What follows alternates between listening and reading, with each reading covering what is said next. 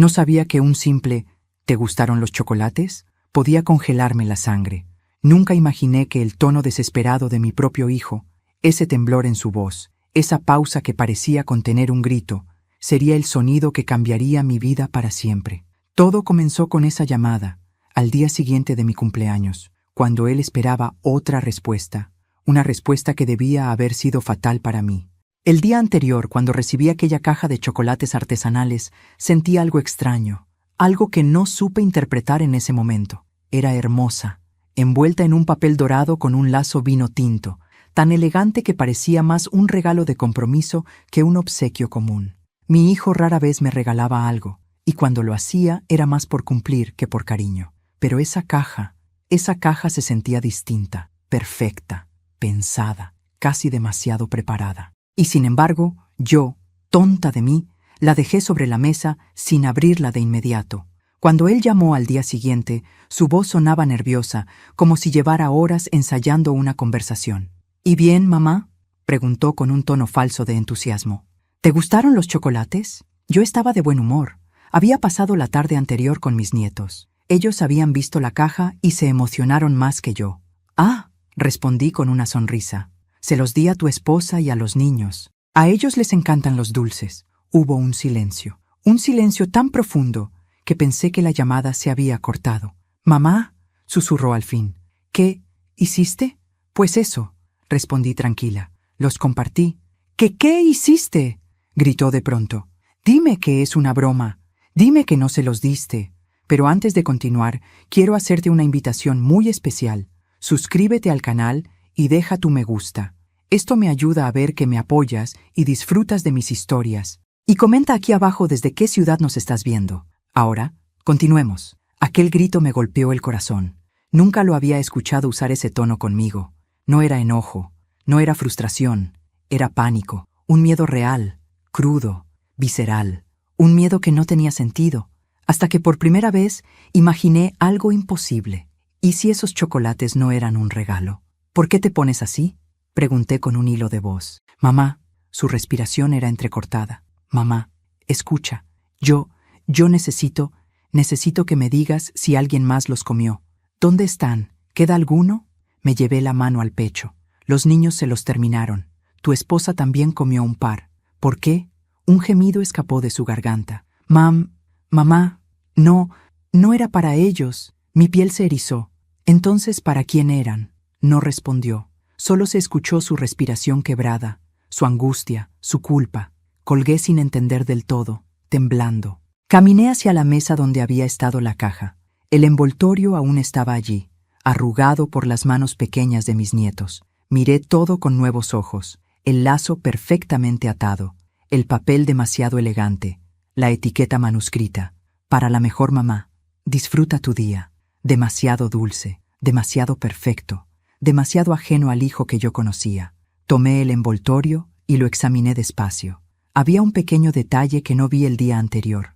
Una esquina de la etiqueta estaba despegada. Al levantarla, apareció algo que me paralizó. Un número, un pequeño número escrito a mano, casi imperceptible. 27.8 mira. No entendí qué significaba. No era un precio, no era un código. Parecía una medida, una cantidad. Un escalofrío recorrió mi espalda. Mientras lo sostenía entre los dedos, mi nuera me llamó. «Mamá, los niños están vomitando. No sé qué pasa». El teléfono casi se me cayó de la mano. «¿Vomitando? ¿Desde cuándo?». «Hace media hora».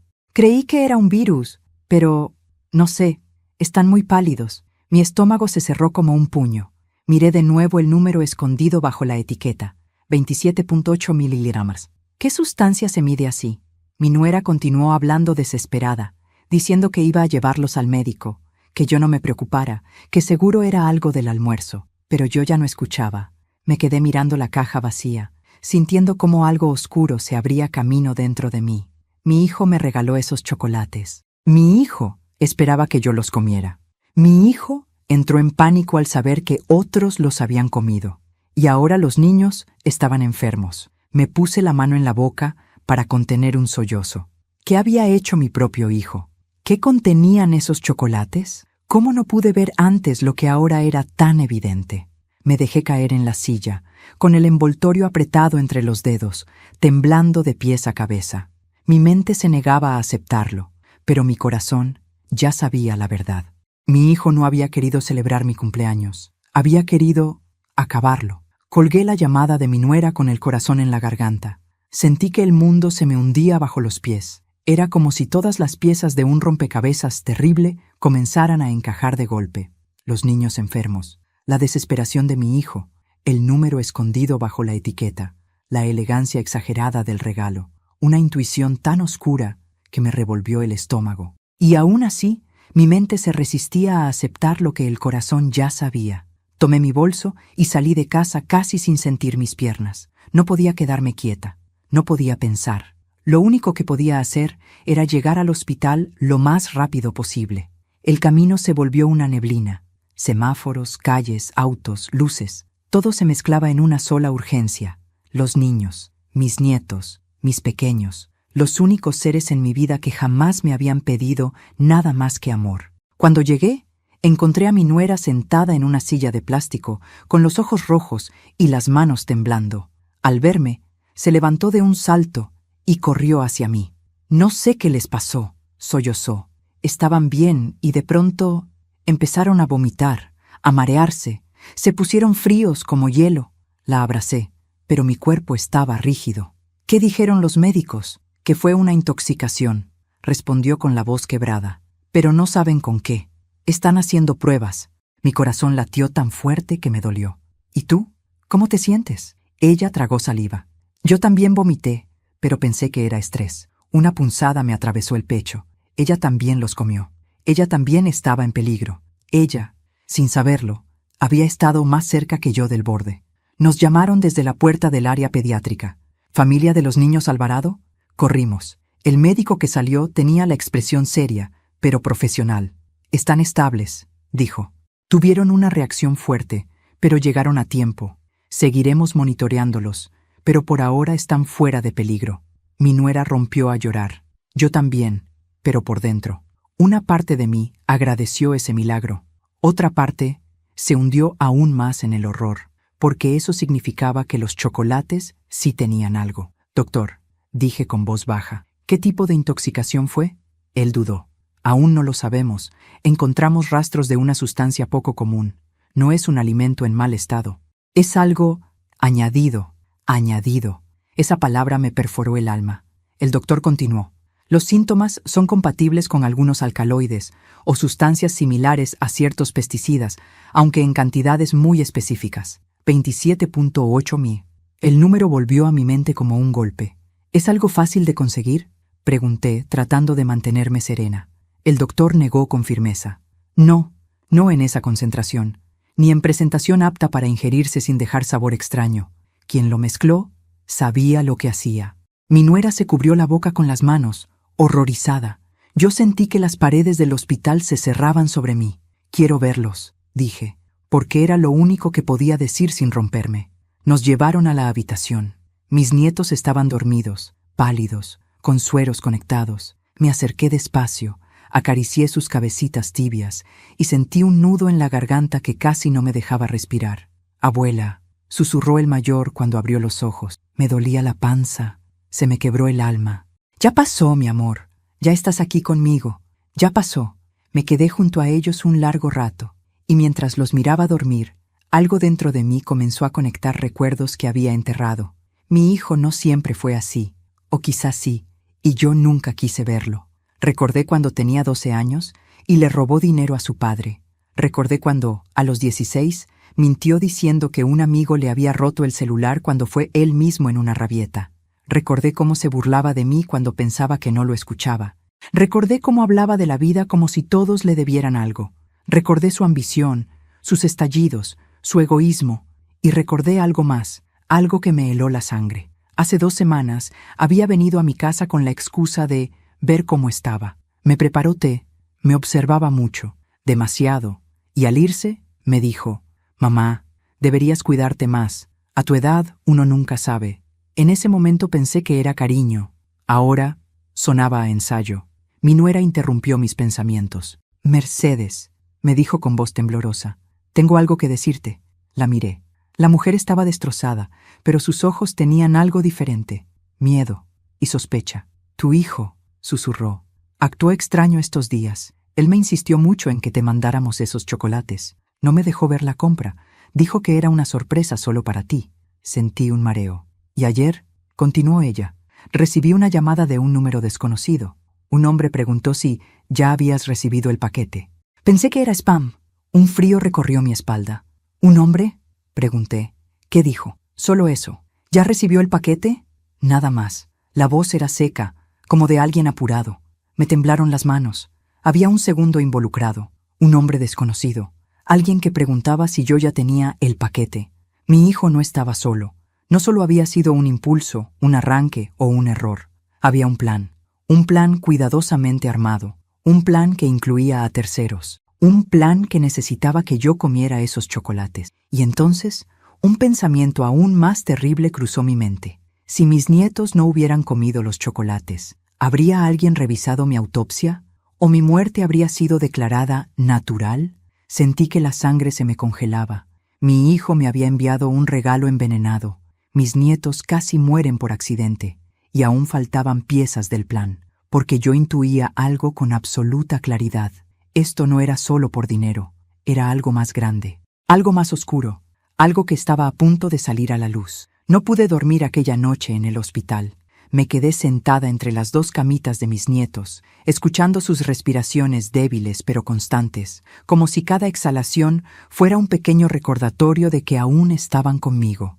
Mi nuera se había quedado dormida en una silla, agotada por el susto y la culpa, aunque yo sabía que su culpa no era la más grande en esa habitación. La mía tampoco. La verdadera culpa estaba en otro lugar, o mejor dicho, en otra persona.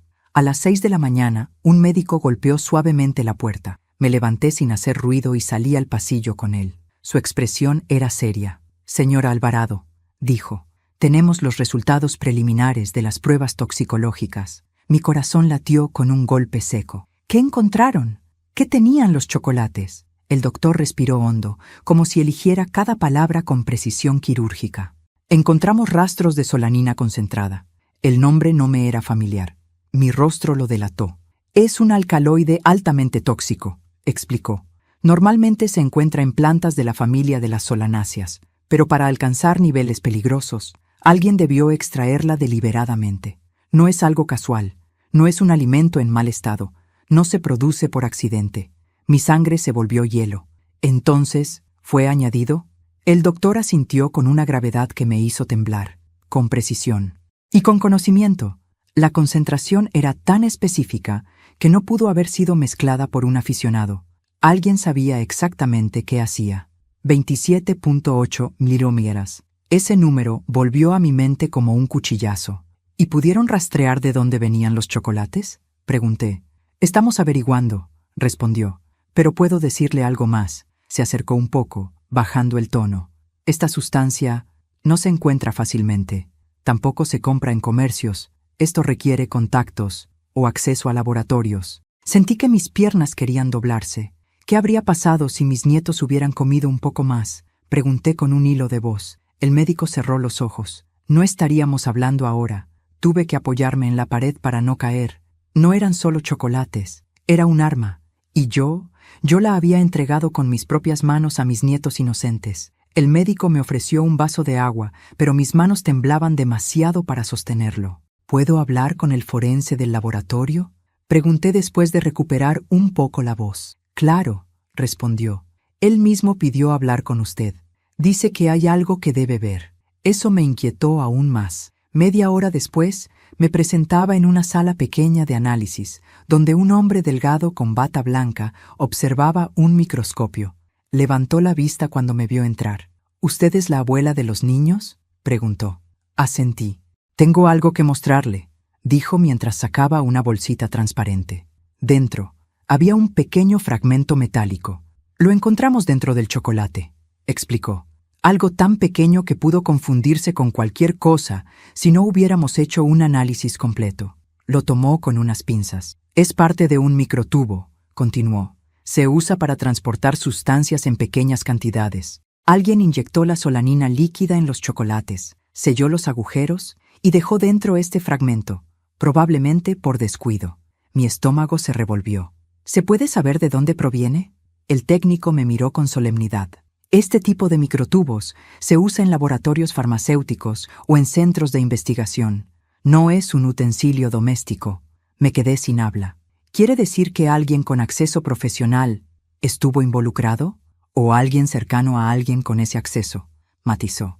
Todavía estamos analizando. Guardó silencio un instante y luego añadió. Pero hay algo más inquietante. Sacó una caja idéntica a la que yo había recibido y la puso sobre la mesa. Hicimos una búsqueda rápida con el código de producción. Esta marca de chocolates artesanales fue descontinuada hace 3 años. Mis ojos se abrieron como platos. Pero mi hijo me la envió hace 2 días. El técnico asintió despacio. Exacto. La caja es antigua. El diseño corresponde a una edición limitada que ya no se fabrica. Alguien guardó el empaque durante años, o lo consiguió deliberadamente por fuera del mercado. Un sudor frío me corrió por la espalda. ¿Y por qué alguien haría algo así? El técnico me miró con cautela. Porque una caja así no llama la atención. Es un regalo perfecto, elegante, antiguo, especial. No genera sospechas, y nadie pensaría que fue manipulada. Sentí un mareo. No era solo que mi hijo me hubiera enviado chocolates. Es que alguien había preparado ese regalo con un nivel de cálculo que me aterrorizó. Señora, dijo el técnico, esto no es una ocurrencia impulsiva. Esto es un plan pensado. Sus palabras eran el eco de mi propia intuición. Un plan, con pasos, con tiempos, con ejecución. Y yo solo había visto la superficie. Cuando salí del laboratorio, mi nuera me esperaba sentada en un banco del pasillo. Se levantó al verme. Tenía los ojos hinchados. Mercedes, susurró. Hay algo más. Me acerqué despacio. ¿Qué cosa? Ella sacó su teléfono. Temblaba. Anoche, mientras buscaba la tarjeta del seguro de los niños, encontré algo en el cajón de mi esposo. Mi corazón dio un vuelco. ¿Qué encontraste? Ella abrió la galería del teléfono y me mostró una foto. Una hoja impresa, arrugada. En la parte superior decía, solicitud de beneficio por fallecimiento. Titular, Mercedes Alvarado. Sentí que el aire se me escapaba de los pulmones. La llenó hace 3 semanas, susurró. Y no me dijo nada. Mi mundo se volvió un zumbido. Frente a mí, la esposa de mi hijo lloraba en silencio.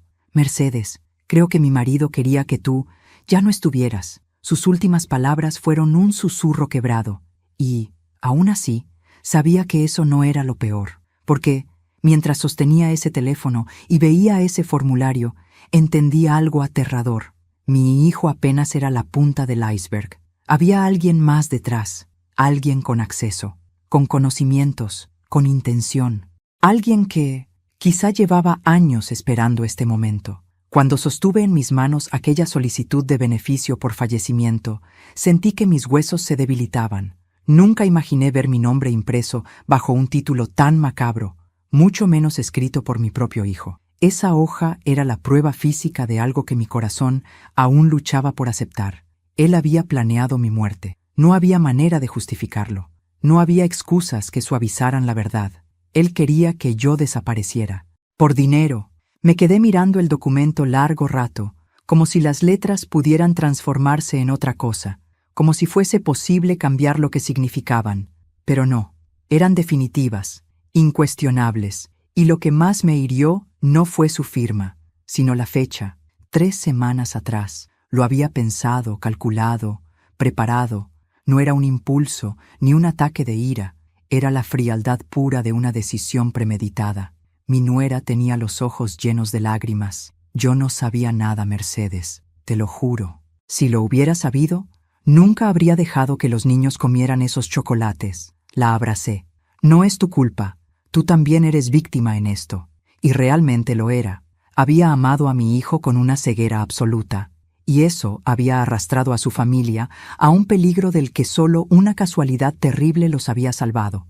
Haber comido mis chocolates. Mientras esperaba noticias nuevas del laboratorio, me fui a casa. Necesitaba pensar, necesitaba entender y, sobre todo, necesitaba recordar. Desempolvar los rincones de mi memoria donde guardaba fragmentos de quién había sido mi hijo antes de convertirse en eso. Cuando entré en mi sala, me cayó encima un silencio que dolía. En ese silencio, mis recuerdos parecieron despertarse como sombras largas. Pensé en cuando él tenía 10 años y empujó a un compañero de escuela por envidia. En cuando, a los 18, finge un robo para sacar dinero de su padre. En cómo siempre buscaba la salida fácil, el atajo, la mentira conveniente. Yo lo justificaba, siempre. Es joven, está confundido, necesita guía, pero tal vez no había sido confusión. Tal vez él siempre tuvo una parte oscura que yo no quise ver. Mientras revolvía cajones en busca de algún documento antiguo, encontré algo que me detuvo, una caja de fotos. Allí estaba él, de niño, sonriendo, abrazándome, abrazando a su hermana, y aún así, detrás de esa sonrisa infantil, ahora podía reconocer un brillo distinto, una mezcla de arrogancia y cálculo que nunca interpreté correctamente. Me derrumbé en el sofá y lloré, no por mí, sino por él, por lo que pudo haber sido, por lo que acabó siendo, por el vacío inmenso que deja en una madre la certeza de que educó a alguien capaz de matar. Me limpié las lágrimas cuando sonó el teléfono. Era un número desconocido. Dudé un segundo, pero contesté. «¿Señora Mercedes Alvarado?», preguntó una voz masculina. Sentí un escalofrío. «Sí». «¿Quién habla?». «Soy el detective Morales. Llevo la investigación por la intoxicación de los menores. Necesito hablar con usted. Sé que ha estado en el hospital, pero hay avances importantes». Mi respiración se aceleró. «Estoy en casa. Puede venir». Tardó menos de 20 minutos. Era un hombre de rostro serio, de mirada afilada, de esos que parecen leer más de lo que dicen.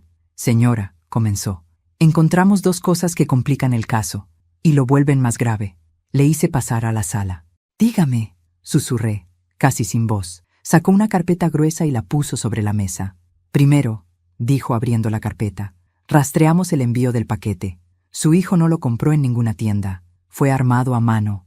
Alguien consiguió la caja antigua, insertó los microtubos, dosificó la sustancia y lo llevó a una empresa de mensajería que no exige identificación detallada.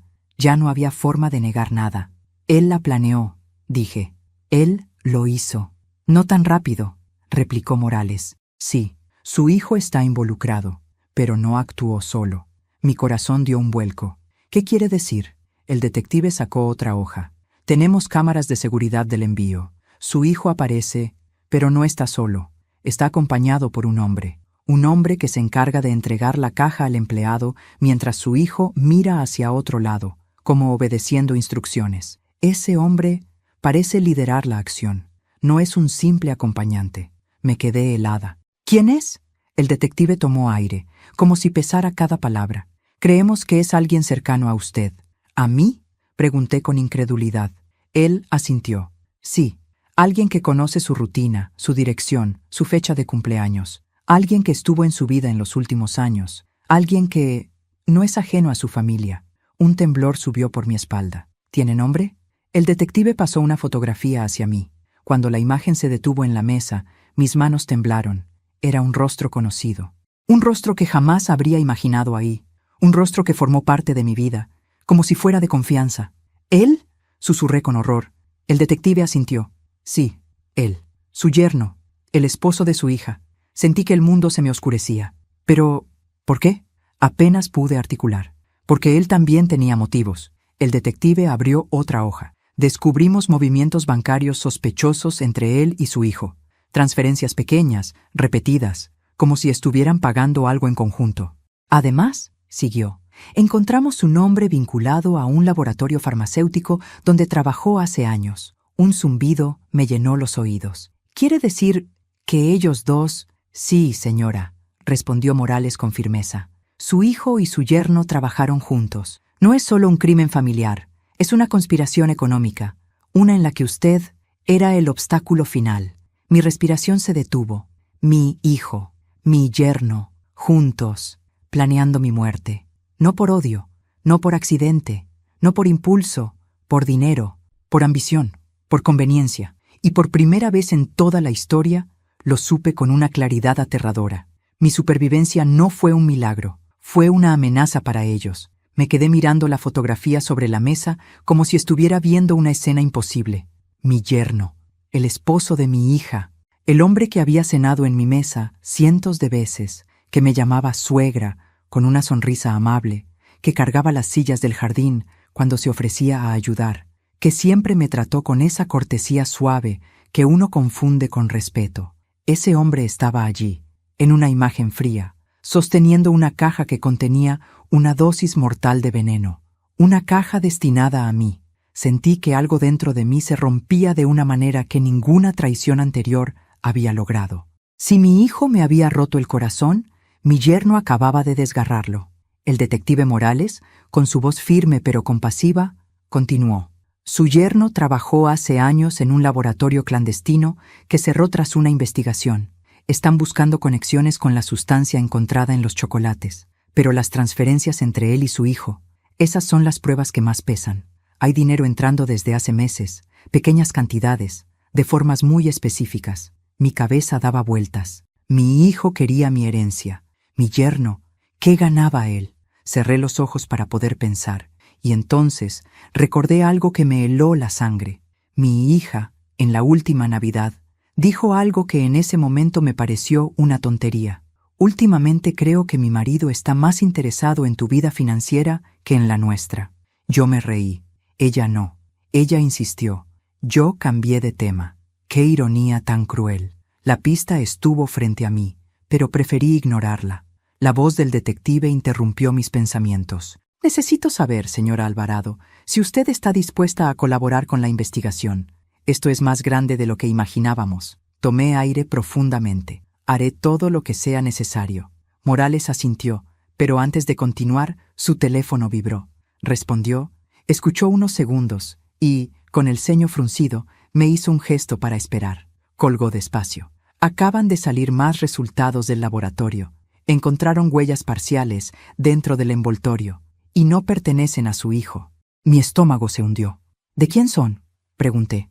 Morales abrió una carpeta y señaló algo. Coinciden en un 62% con un perfil registrado. Estamos confirmando al 100%, pero todo indica que... Se detuvo. Me miró. Su expresión decía que la verdad dolería aún más. Dígame de una vez, exigí. Indican que las huellas podrían ser de su hija. Sentí que el aire desaparecía de mi cuerpo. Di un paso hacia atrás, y luego otro, hasta que choqué contra la pared. No, susurré. No. Mi hija jamás... No estamos diciendo que sea culpable, aclaró el detective, pero sí que tuvo acceso al paquete en algún punto. Tal vez no sabía lo que contenía. Tal vez la usaron sin que se diera cuenta. Yo quería creerlo. Dios sabe que quería creerlo. Pero la duda había sido sembrada. Y la duda es un veneno que se esparce igual de rápido que la solanina. De pronto, un pensamiento terrible me golpeó. ¿Había sido mi hija manipulada o era parte del plan? Antes de que pudiera procesarlo, mi teléfono vibró. Era ella. Contesté con manos temblorosas. «Mamá», dijo con voz agitada, «necesito verte. Es urgente. Estoy con miedo». Mi corazón se aceleró. «¿Qué pasó?» «Mi marido», dijo entre sollozos. «Encontré cosas terribles. Necesito hablar contigo. Estoy en casa. Ven, por favor». Su voz no sonaba actuada. Sonaba rota, destrozada. Le dije que iría, y colgué. Morales me miró con atención. «No vaya sola. Vamos con usted», asentí. No tenía fuerzas para discutir. El camino a casa de mi hija fue silencioso, tenso, cargado de un presentimiento que se me agarraba al pecho. Cuando llegamos, la puerta estaba entreabierta. Entré primero, llamándola. «Hija, ¿dónde estás?», escuché su voz desde la sala. «Aquí, mamá». Corrió hacia mí y me abrazó con fuerza. Tenía los ojos hinchados, la cara pálida. «Mamá», susurró. «No sé qué está pasando, pero encontré esto». Me entregó un sobre arrugado. Adentro había papeles, cuentas, extractos bancarios y una carpeta que decía «Plan de reorganización patrimonial. Caso Alvarado». Abrí los documentos con miedo. Lo que vi me dejó sin palabras. Una serie de movimientos financieros y anotaciones que involucraban cuentas a mi nombre, mi vivienda, mis pertenencias, incluso mis gastos médicos. Todo estaba calculado para ser transferido o liquidado tras el fallecimiento de la titular. Mi hija lloraba. «Mamá, yo no sabía nada. Encontré esto en su estudio. Él lo guardó en una carpeta con mis contratos. Yo no sabía que estaban planeando esto».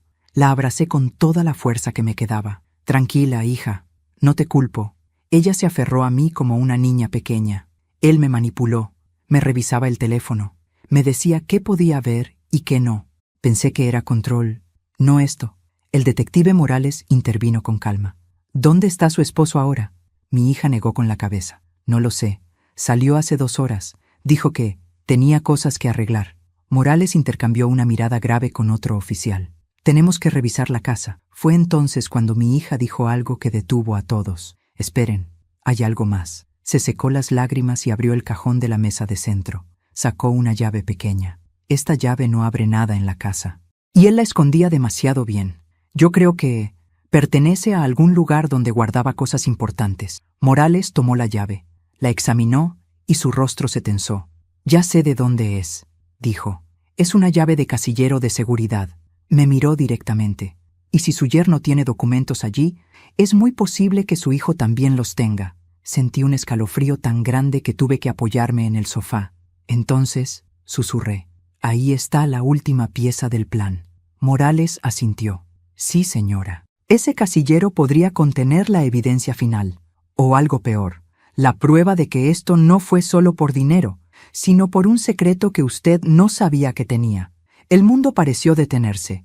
Pero antes de continuar, dime aquí en los comentarios qué te está pareciendo esta historia hasta ahora y qué harías tú en su lugar. No te vayas del video, porque lo que viene a continuación te pondrá la piel de gallina. El detective Morales sostuvo la llave entre sus dedos como si fuera una pieza sagrada, un fragmento crucial del rompecabezas que por fin podía abrirnos la puerta a la verdad.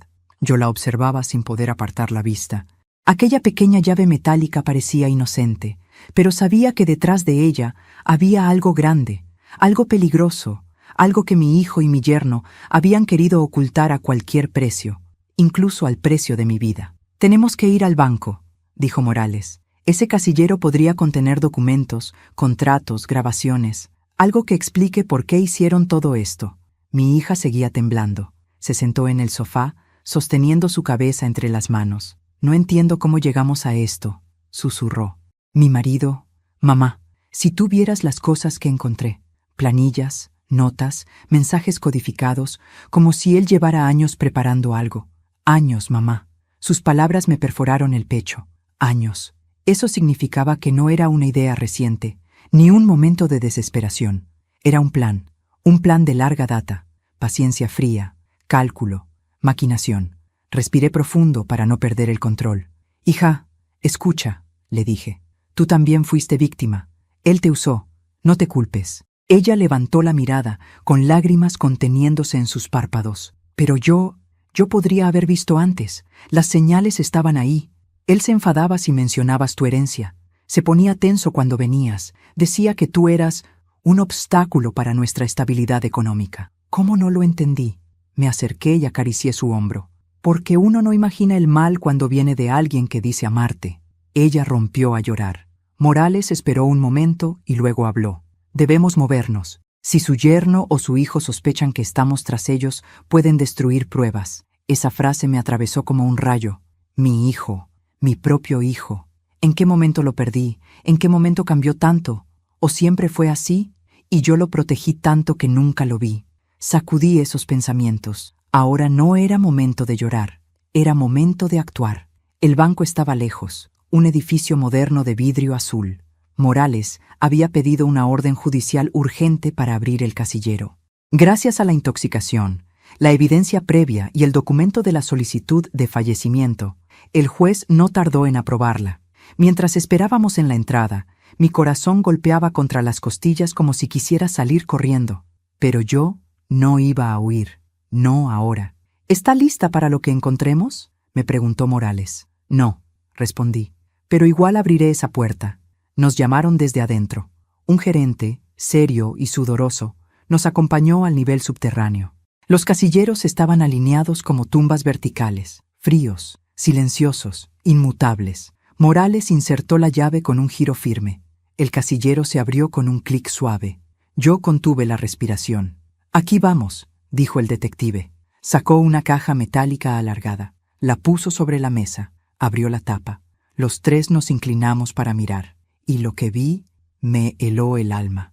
Lo primero que había eran fotografías, decenas, quizá más de 100, fotografías mías, entrando al supermercado, caminando al centro de fisioterapia, regando mis plantas, hablando con vecinas, esperando el autobús, saliendo de la panadería, recibiendo correspondencia, durmiendo en la terraza, fotos tomadas desde lejos, desde ángulos ocultos, fotos en las que yo no sabía que estaba siendo observada, vigilada, perseguida. Me llevé la mano a la boca.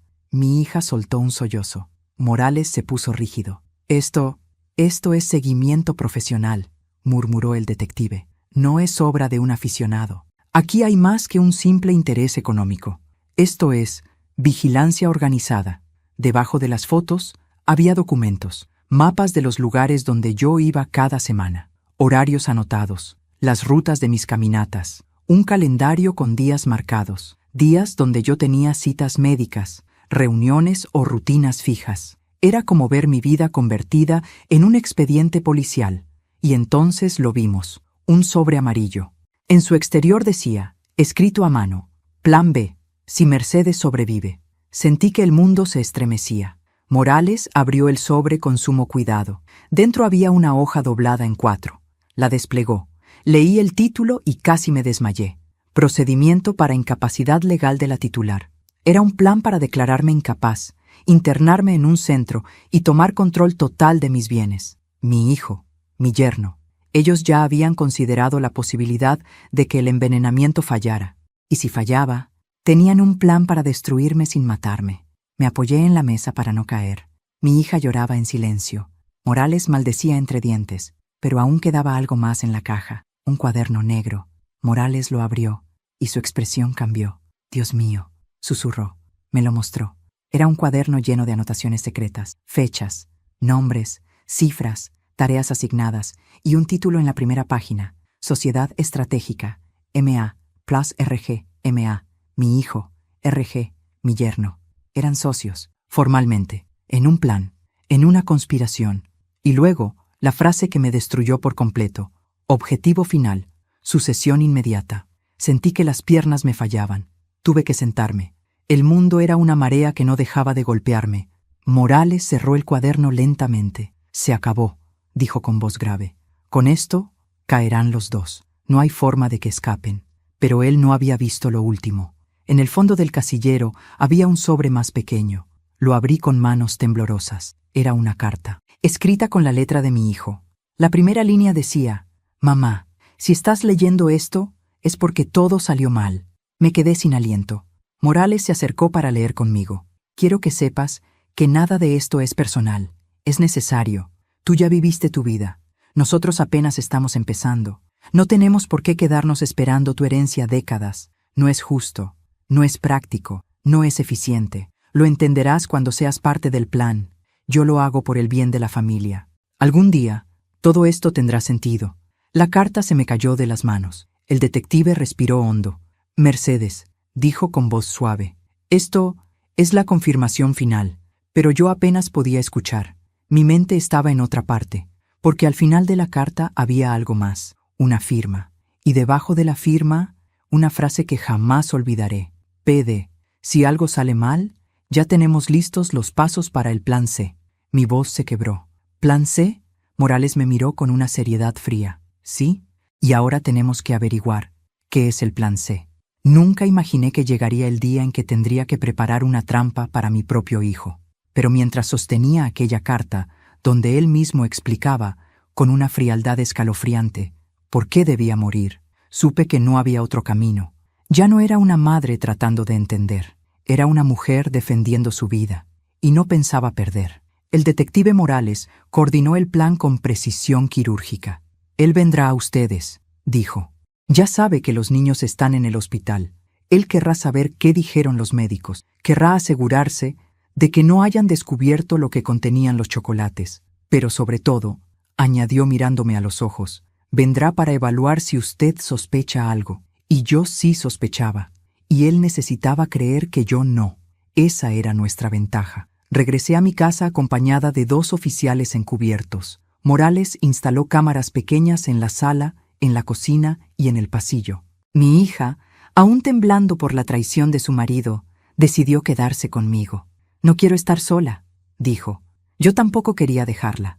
Ya entrada la noche, escuchamos pasos en el porche. Un golpe seco en la puerta nos hizo contener la respiración. Mamá, dijo la voz de mi hijo al otro lado. Tenemos que hablar. Mi corazón golpeó mi pecho. Morales asintió desde su escondite, indicándome que abriera. Tomé aire, giro la llave, abro.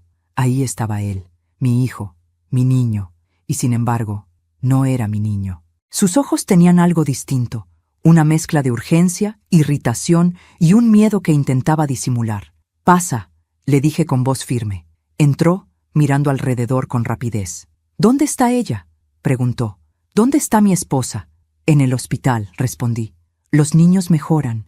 El médico dijo que fue intoxicación, pero aún investigan la causa. Sus labios se tensaron. Un tic nervioso apareció en su mandíbula. Escucha, mamá, dijo, acercándose más. Yo no tuve nada que ver con eso. No sé qué pasó con los chocolates. Quizás se contaminaron en la fábrica. O se mezclaron lotes. O algo así. Cada palabra era una mentira torpe. Una piedra más en la tumba que estaba cavando con sus propias manos. ¿Por qué estás tan preocupado?, pregunté suavemente.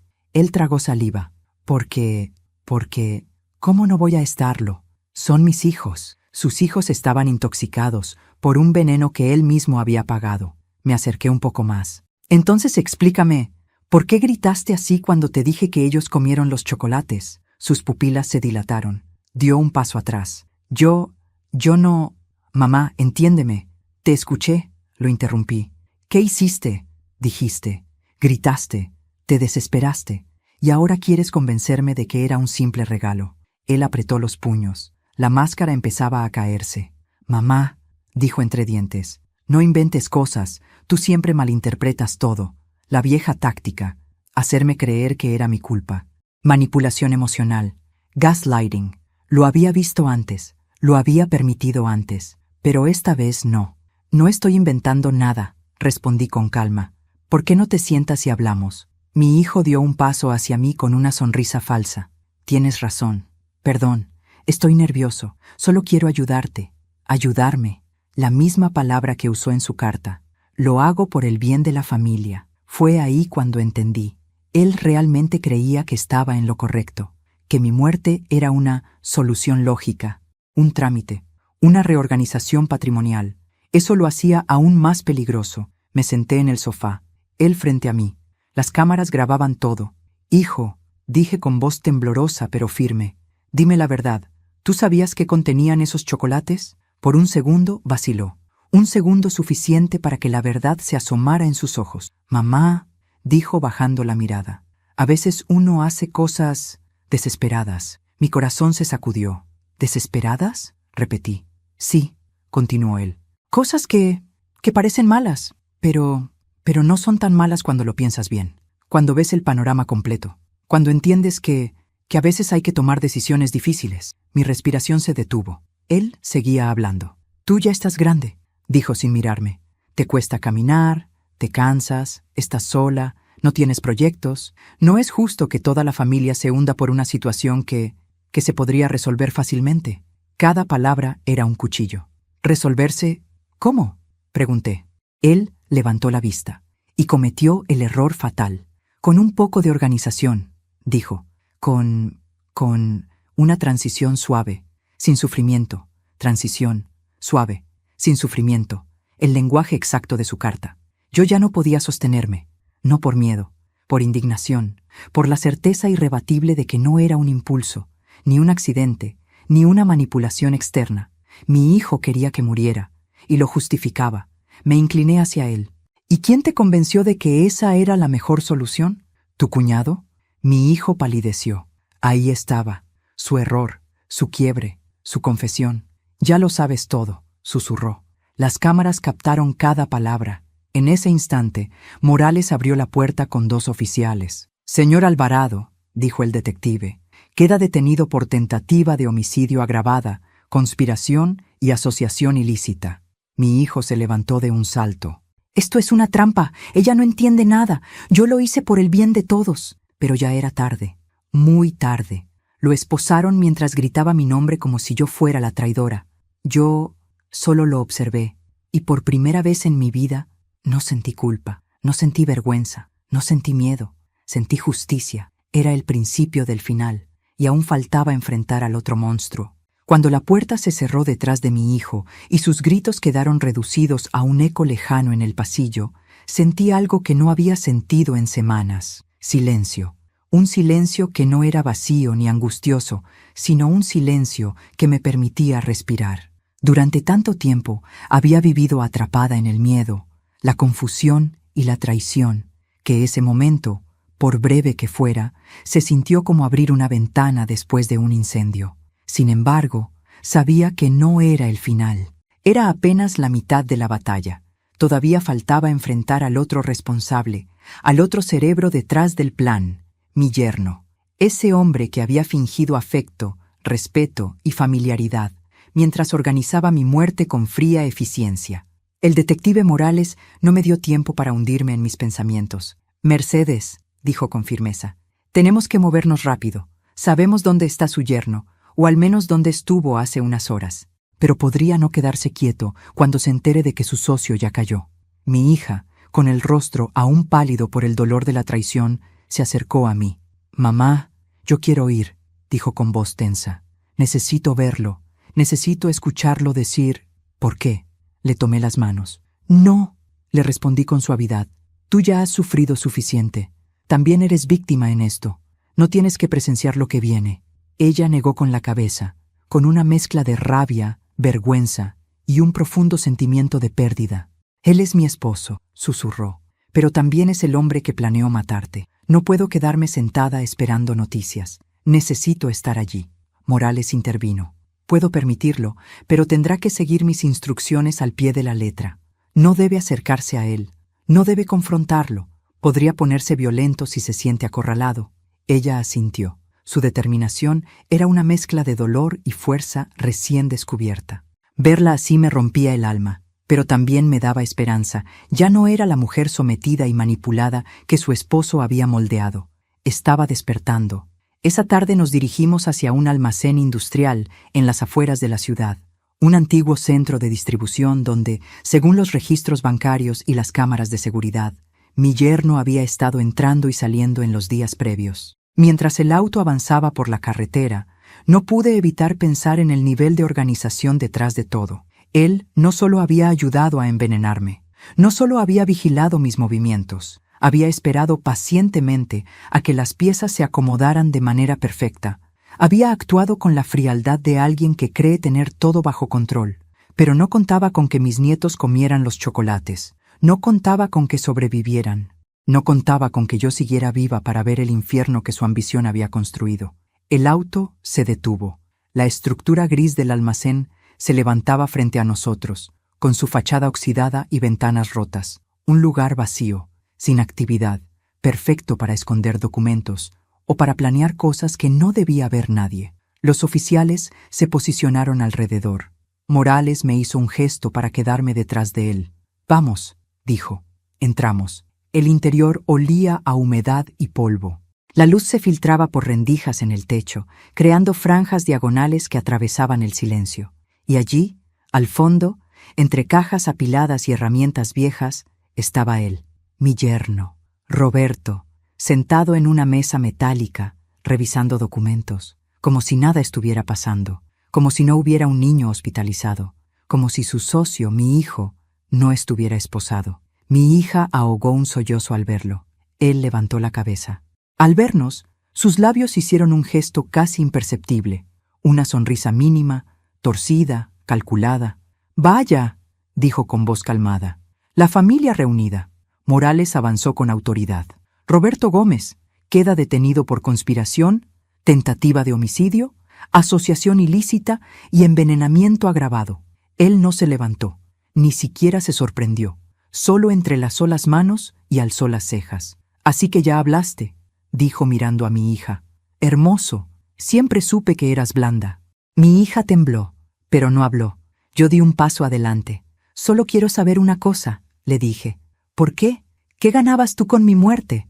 Roberto soltó una risa suave, como quien escucha una pregunta obvia. Mercedes, por favor, no seas ingenua. Tú tenías algo que los dos necesitábamos: tu patrimonio, tus propiedades, el local viejo de tu esposo, las inversiones que hiciste cuando nadie creía que funcionaría. Tú estabas sentada sobre todo, sin usarlo, sin moverlo, sin explotarlo. Era un tesoro dormido, dinero muerto. Mi hija llevó una mano a la boca, horrorizada. Eras un obstáculo, continuó Roberto, y los obstáculos se eliminan. Así funcionan las cosas en el mundo real. No es personal, no es personal.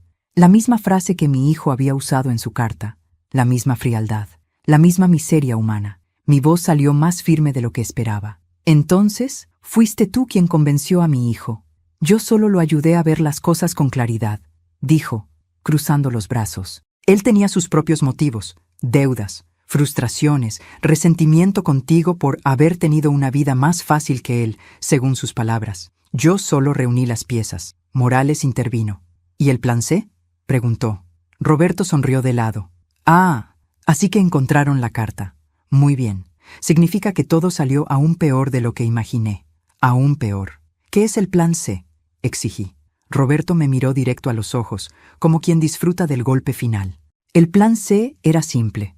Si tú sobrevivías y no podíamos incapacitarte legalmente, entonces inventaríamos que eras peligrosa para ti misma. Un brote, un desorden, un episodio psicótico. Ya teníamos todo listo para internarte en un centro. La ley permite hacerlo si hay riesgo. Y una mujer de tu edad, sola, vulnerable, es perfecta para ese tipo de diagnósticos. Sentí náuseas. Mi hija rompió a llorar.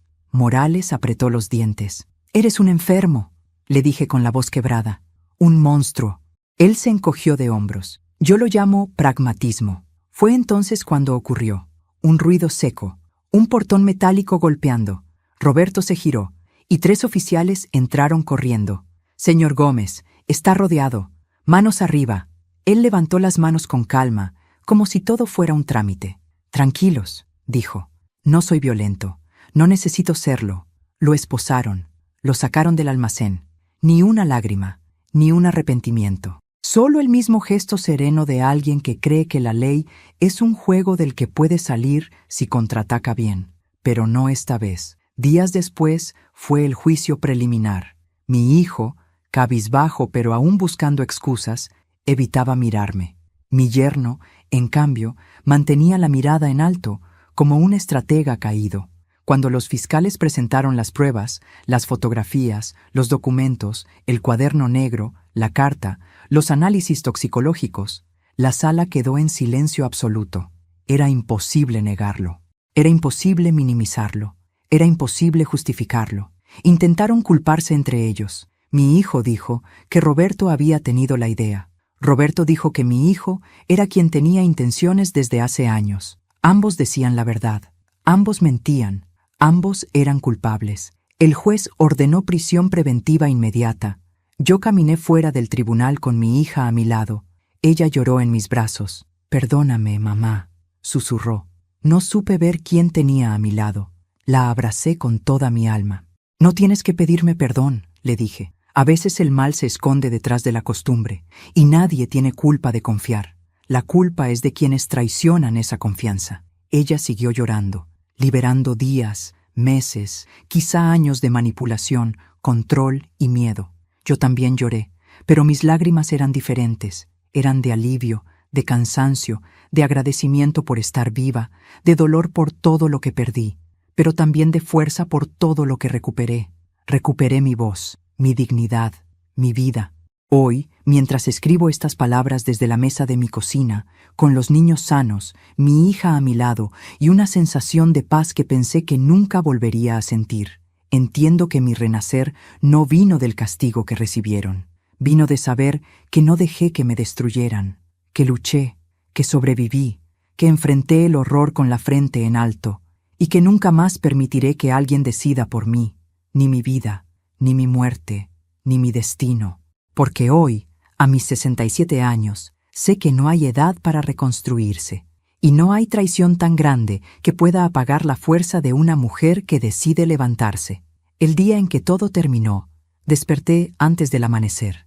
No sé si fue la costumbre, el silencio o ese instinto que aparece cuando el alma finalmente deja de pelear y empieza a sanar.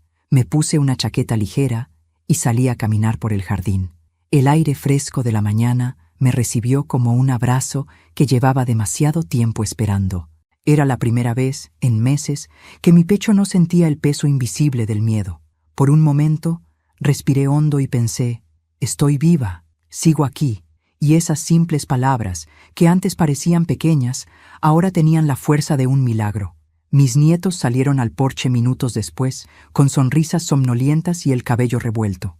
Verlos correr hacia mí, reír, abrazarme sin miedo, sin dolor y sin peligro, fue el regalo más grande que pudo darme la vida.